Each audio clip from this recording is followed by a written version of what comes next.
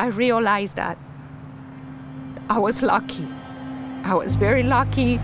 I'm blessed. Monica O'Neill, a retired Atlanta grandmother, feels fortunate to be alive. In late 2022, Monica was in excruciating pain.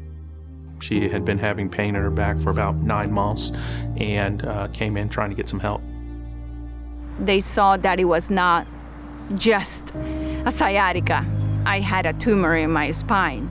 There was certainly cause for alarm. Dr. Sexton recommended that a neurologist do the surgery right away. He tried to get her primary care doctor involved, but that office, along with many others like it, shut down when an Atlanta hospital near Monica closed its doors. My primary doctor said, look, sorry, you have to find yourself a doctor because we're closing the office.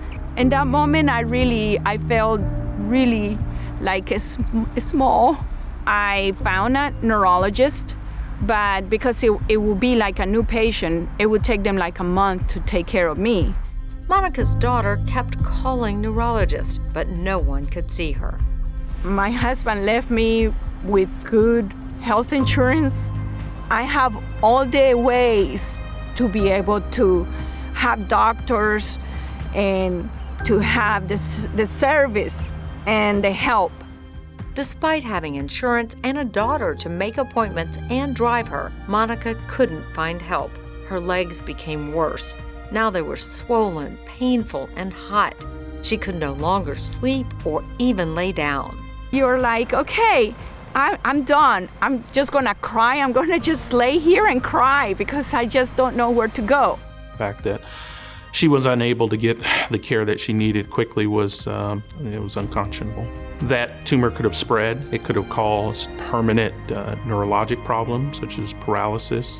With nowhere to turn, Monica's daughter drove her mom to a hospital emergency room across the city.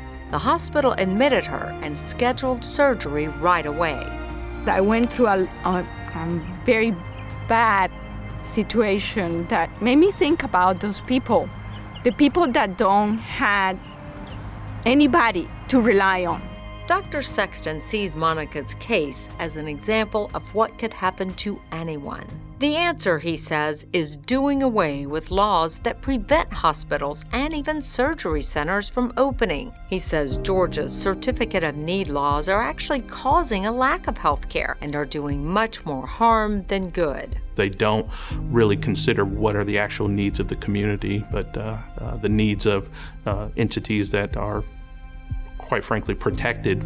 Here's a striking example of how that's played out in Atlanta. There are no surgical centers south of I-20 in the city of Atlanta inside the perimeter. Zero.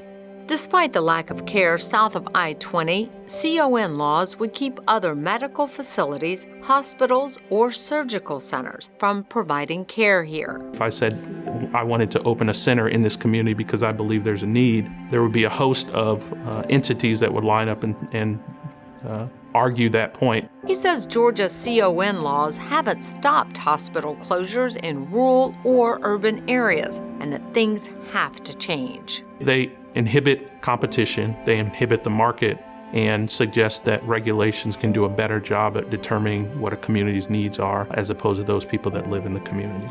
Many states have done away with these laws, but have added protections. Rhode Island, for example, has laws in regards to private equity that can come into certain communities, having to have the ability to audit their books. The current laws, he says, will continue to hurt the very people they were designed to help, people like Monica. If I was by myself alone, I probably let myself just die.